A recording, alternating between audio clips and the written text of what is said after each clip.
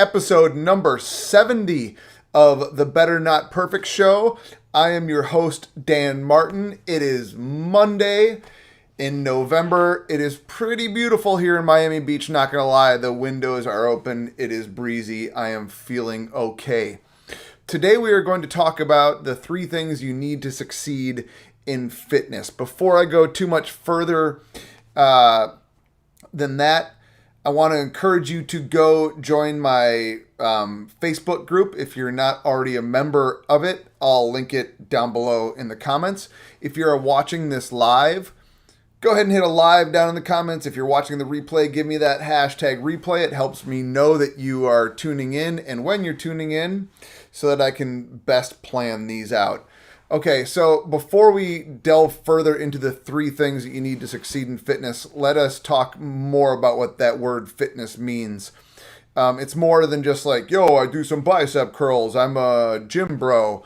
It's, to quote something from CrossFit, we have observed that nearly every measurable value of health can be placed on a continuum that ranges from sickness to wellness to fitness, right? So it's the idea that all health markers are in a really good place, but you're also able to physically do anything that's demanded and do everything that you enjoy with your body, right? So the 3 things you need to succeed in fitness it's not going to be like, yo, you need to do more pumps and more this and that. It's not about specific exercises, etc. It's about a general mindset in order to achieve the top end of that continuum, which is fitness, right?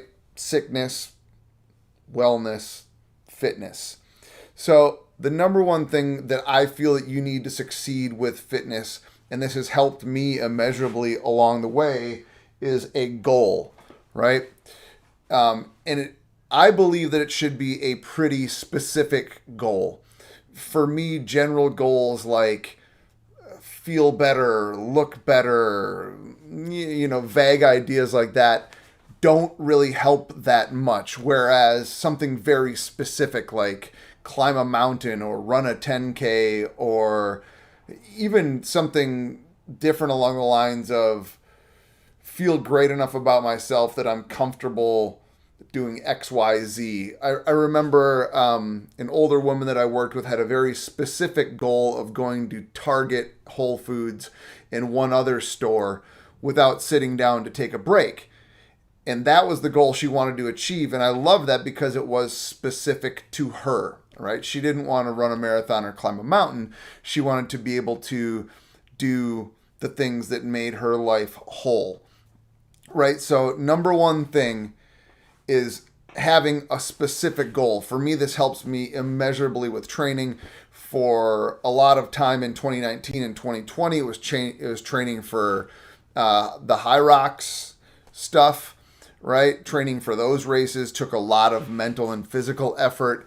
And now I'm training specifically to feel good and look good on stage when I'm playing music coming up. It's important to me that my body feels as good as possible. At the end of training for High Rocks, I was fairly banged up and my goals had to shift, right? So now my goals are different. My training has changed. My nutrition has changed. But it's important to have a goal so that on days that you don't necessarily feel like eating the right way, training the right way, hydrating correctly, getting as much sleep as you should, you have a reason to do that stuff, right? That goal will drive you and keep you motivated. Number 2, that I've found to be super necessary to succeeding with this whole fitness stuff is a why. You have to have a reason that you're doing this stuff that associates with the goal.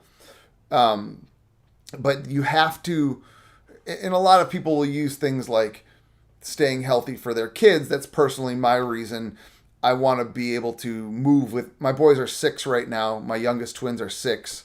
I have one who's 11, and then I have an 18-year-old daughter. And I want to be able to keep up with them for the next 4 decades. I want to be able to move my body. I want to be able to go hike. I want to be able to go on long bike rides and do stuff like that. That's a why, right? It's a little bit looser than the specific direct goal. I have a goal that I'm shooting for at the beginning of December. The goal will probably shift after that, but my why remains the same, right? The ability to keep doing these things for the long haul, right? So the goal usually is going to be something more direct and immediate or semi-immediate, whereas the why is like the bigger picture item. And again, this is stuff that just has worked for me, and a lot of the people that I've worked with have also said that it has helped them quite a bit. So number one is the goal. Number two is the why. And those two go together. They're kind of not the same without the other one. And the third thing that's written up on the board is a plan, right? I'm sure I was talking with my brother-in-law Keenan about this weekend. There's so much information out there. There's so much information around fitness, nutrition, health, lifestyle improvement, all that. It can become kind of bewildering, even for people that do it full time. You get hit with a ton of information and it's hard to know what's right and what's wrong. For me, what I've found over time is simple is usually better. The people who I have write workouts for me are usually people that work at our gyms. Chad was doing it for a long time. Now Jeff is doing my programming. It's very simple. It's very repetitive. And it works. It doesn't have to take all day and I don't have to think about it. But that simplicity of the plan really helps in order to just get the stuff done, right? You don't want to be learning 5,000 new exercises, and you don't have to. All that stuff that you usually see on Instagram is not stuff that people really do. They're kind of like circus tricks or what have you. So get a plan. And the three things that I've written underneath plan over there is simple, systemized, and supported. So like Jeff is writing my plan right now. I know that Jeff is an expert trainer. He's been a trainer for over 20 years. He specializes in bodybuilding. He's a 42-year-old guy who's real jacked and knows how to get there. And I trust him. And he wrote a great program based around what I told him I had available for time, 3 or 4 days a week, about 45 minutes each, right? And he created a plan around that. And it doesn't change. It's simple. I do the same thing week in and week out, and you know what? I feel great, and it's physically working, right? Like it's doing the things that I want it to do. I've grown my chest, I've grown my arms, I've grown my shoulders, which is what I specifically told him I wanted to do. The plan is simple. The plan is systemized, and it's supported. I can reach out to Jeff and say, hey, man, I have a question about this. Or when I see him in person, I can just be like, hey, I've been doing this. Or I just check in on the app and he's like, I see that you've been doing this. That's great. So those are the three things. A goal, and then I got to run. A goal, a why, and a plan, right?